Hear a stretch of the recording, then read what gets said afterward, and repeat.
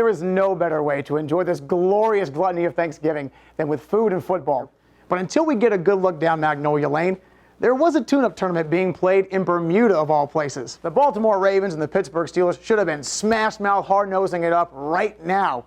And I can't tell you how happy I am November's here. My birthday's coming up. Thanksgiving is too. As a former standout intramural flag football player, I know this girl's good, but come on, we got to put her skills to the real test. Coming from halfway across the country was a real gamble, but Jamal knows that big things have small beginnings. Who'da thunk it? 35-0 your score at halftime here at Celtics Field. 21-0 our score at halftime here at Booster Stadium as the home favorite Vanguard Knights are taking care of business against the Ridgeview Panthers. Sierra Harris has a deep passion for flag football. It's my sport. It's the only sport that I love to play. It kept her focused while she starred for the Bellevue Rattlers. When I'm running with the football in my hands, I don't even think that I'm like out of breath because I have the ball in my hand and I want a touchdown. Now, her love for the game is taking her to historic heights as the first athlete in Marion County to sign a college scholarship to play flag football. After 4 years of tormenting opposing teams, Sierra signed her letter of intent to play quarterback and safety for Weber International University, an NAIA-level college in Lake Wales, Florida. I saw all these girls in softball getting these scholarships. I was like, that could be me. Like, I have that potential. But I didn't like those sports. Like, I love flag football. And now that I have the opportunity to play in college, it's everything to me. As a former standout intramural flag football player, I know this girl's good, but come on, we got to put her skills to the real test. Yep.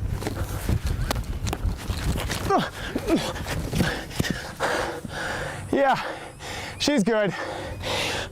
So, between her determination and desire to compete, you've got to like her chances to succeed. Weber's getting one of the most competitive people I've ever coached, and I mean that.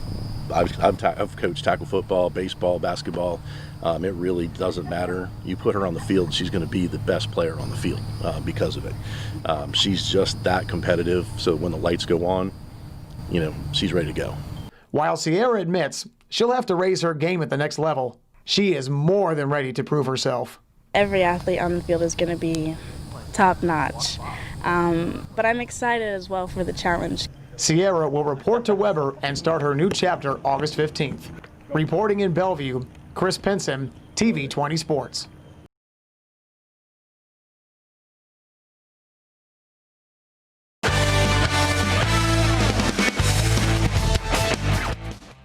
Let's face it, this Thanksgiving just didn't feel the same.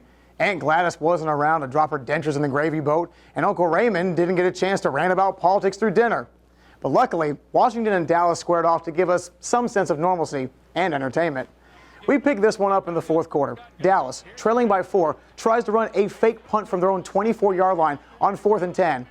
Yeah, because that had a chance to go anywhere. I could just hear the cry of Cowboy fans everywhere. Sorry, no tears here. On the ensuing possession, Antonio Gibson, he is going to make them pay as he just flashes by all the Cowboy defenders. He finds pay dirt for his second touchdown of the game. This young man was putting on quite a show. Later in the quarter, facing 3rd and 6, it's Gibson rubbing salt in the wound as he runs it right down the Cowboys' throat from 37 yards out for his 3rd touchdown of the game. Last rookie to score 3 touchdowns on Thanksgiving? Randy Moss, but if you watched the 6 p.m., you knew that. Washington rolls 41-16 and sweeps the season series for the first time since 2012. And the Texans and Lions also squared off today, but it didn't turn out so well for Detroit. First quarter, Lions with the lead, and J.J. Watt picks this pass off and returns it for a touchdown. Houston did miss the extra point, but it didn't really matter because Deshaun Watson was lighting up the Lions secondary with 4 touchdown passes, including 2 to this guy, Will Fuller, who had a fantasy day. 6 catches for 171 yards. Either way, if you had either guy, you were loving life. Houston drubs Detroit 41-25 and is now 2-0 against the Lions on Thanksgiving Day. I'm not going to lie, I do kind of feel cheated. The Baltimore Ravens and the Pittsburgh Steelers should have been smash-mouth hard-nosing it up right now. And instead, the game got pushed back to Sunday because of a COVID issue. And now, the game may not even happen at all. ESPN's Adam Schefter is reporting that Ravens star quarterback Lamar Jackson, along with 4 more players and a staff member, have tested positive for COVID-19.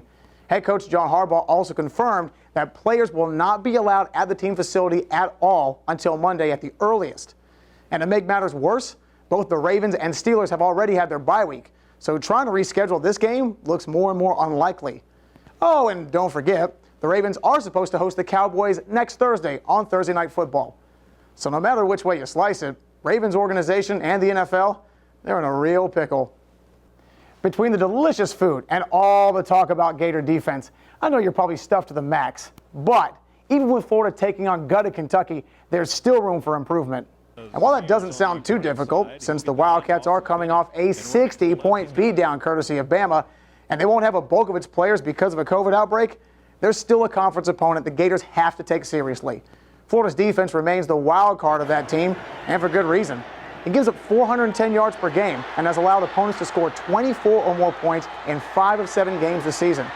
But for all the worrying, defensive coordinator Todd Grantham just looks at the most important stat. We've played really good defense around here, and we've been able to win a lot of games.